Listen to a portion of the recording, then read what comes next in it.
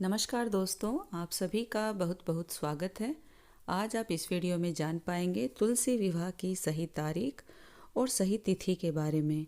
जैसा कि आप सभी जानते हैं, तुलसी विवाह को लेकर लोगों में काफ़ी संशय हो रहा है कि तुलसी विवाह 25 नवंबर को है या 26 नवंबर को। मैं आपको बताऊंगी कि एकादशी तिथि कब शुरू होगी और कब समाप्त होगी। तुलसी विवाह के दिन ऐसे कौन से वर्जित कार्य हैं जो हमें भूल कर भी नहीं करने चाहिए, वो भी मैं आपको बताऊंगी। यदि आपके घर परिवार में, आपके घर में किसी का विवाह होने में देरी हो रही है या विवाह के योग नहीं बन रहे हैं, तो मेरे द्वारा बताए गए इनमें से किसी एक कार्य को भी करेंगे तो निश्चय ही आपके घर में भगवान विष्णु, माता तुलसी की कृपा से जल्द ही सहनाई बजेगी। यदि आप मेरी वीडियो पर, मेरे चैनल पर आज फर्स्ट बार विजिट कर रहे हैं तो मैं आपसे रिक्वेस्ट करना चाहूँगी कि प्लीज़ आप मेरे चैनल को सब्सक्राइब ज़रूर कर लें, बेल आइकन को ज़रूर प्रेस करें। वीडियो यदि आपके लिए हेल्पफुल हो तो इसे अपने फ्रेंड्स, फैमिली के साथ शेयर ज़रूर कर दें। तो देखिए, कार्तिक मास के शुक्ल पक्ष की एकादशी तिथि को तुलसी विवाह किया जाता है, ये आप सभी जानते हैं, और इसे देव उठनी, देव प्रबोधनी एकादशी के नाम से भी जाना जाता है। इस साल यह एकादशी 25 नवंबर को पड़ रही है। इस दिन माता तुलसी जी का विवाह भगवान शालिग्राम के साथ किया जाता है। माना जाता है कि जो व्यक्ति तुलसी विवाह का अनुष्ठान करता है उसे उतना ही पुण्य प्राप्त होता है जितना कन्यादान से मिलता है। शालिग्राम विष्णु जी का ही एक अवतार माने जाते हैं। इसके पीछे एक पौराणिक कथा भी प्रचलित है। पौराणिक कथा के अनुसार एक बार तुलसी जी ने भगवान विष्णु को गुस्से में आकर श्राप दे दिया था, जिसकी वजह से भगवान विष्णु जी पत्थर के बन गए थे, और इस शाप से मुक्त होने के लिए विष्णु जी ने शालिग्राम का अवतार लिया। इसके बाद उन्होंने माता तुलसी से विवाह किया। ऐसा कहा जाता है कि माँ लक्ष्मी का अवतार माता तुलसी ही हैं। कई जगहों पर द्वादशी तिथि के दिन तुलसी विवाह किया जाता है। तो तुलसी विवाह की पूजन विधि। तुलसी विवाह के लिए तुलसी के पौधे के चारों ओर मंडप लगाना चाहिए। केले के पत्तों से या गन्ने से आप मंडप है वो सजा सकते हैं।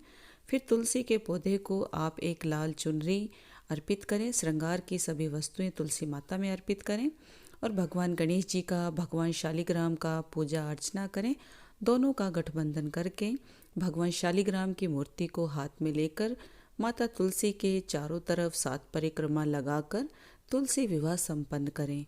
आरती और मंगल गीत आप जरूर गाएं, जो भी आपको गीत आते हैं। तुलसी विवाह का शुभ मुहूर्त एकादशी तिथि जो प्रारंभ होगी वो 25 नवंबर बुधवार सुबह 2:42 से होगी और एकादशी तिथि समाप्त होगी 26 नवंबर गुरुवार सुबह 5:10 पर। द्वादशी तिथि शुरू हो रही है 26 नवंबर को गुरुवार 5:10 से, और द्वादशी तिथि समाप्त हो रही है 27 नवंबर शुक्रवार सुबह 7:46 पर।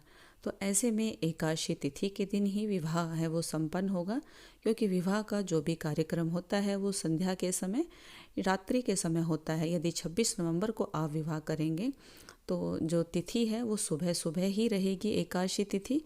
तो इसलिए आप 25 नवंबर की शाम को तुलसी विवाह है वो कर सकते हैं। उससे पहले आपको देव प्रबोधनी एकादशी के लिए देवों को जगाना होगा।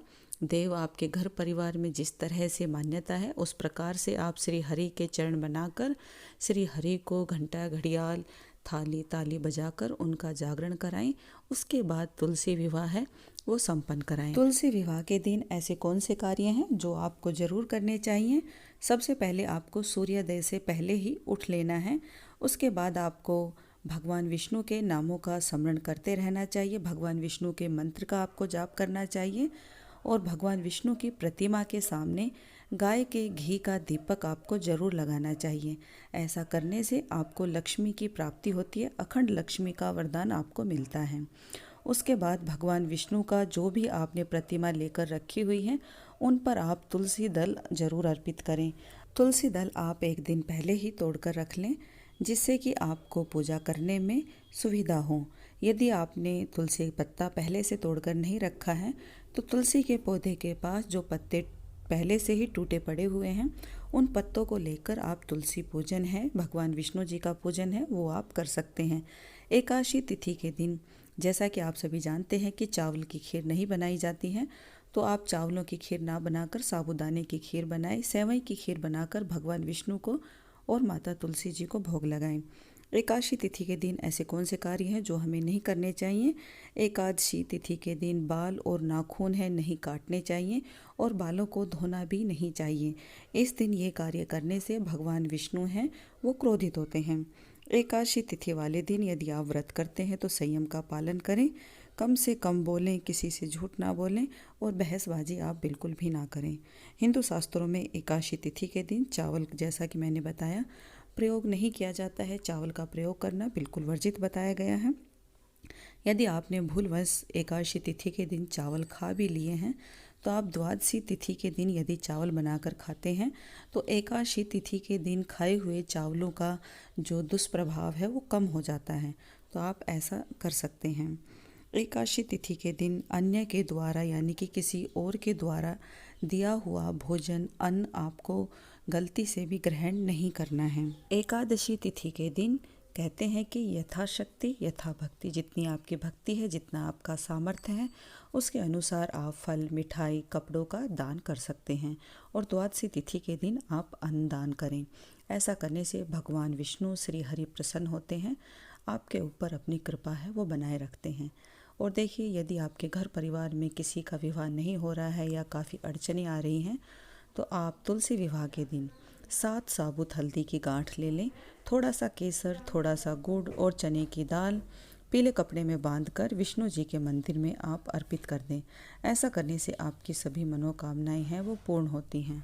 घर में जिस किसी के भी विवाह के योग नहीं बन रहे हैं वो तुलसी विवाह के दिन माता रानी को लाल चुनरी जरूर उड़ाएं और द्वादशी तिथि के दिन आप उस चुनरी को अपने पास रख लें और अपने पास जब तक रखी रहने दें जब तक आपका कहीं से शीघ्र विवाह का योग नहीं बनता है।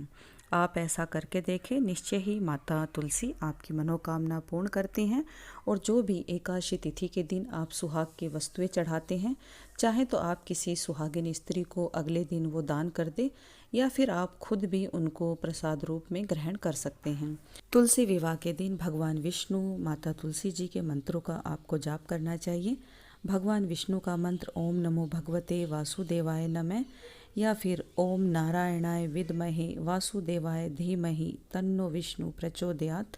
माता तुलसी जी के मंत्र वृंदा वृंदावनी विश्व पूजिता विश्व पावनी पुष्पसारा नंदिनी तुलसी कृष्ण जीवनी एत भामाष्टक चे स्तोत्रम नामर्थ संयुक्तम यह पठेताम च संपूज्य सोसरमेघ फलल मेता। विष्णु प्रिया नमो नमः, हरि की प्यारी नमो नमः। जो भी तुलसी जी के मंत्र आपको आते हैं उन मंत्रों के साथ आप तुलसी विवाह संपन्न कराएं, भगवान विष्णु को जगाएं।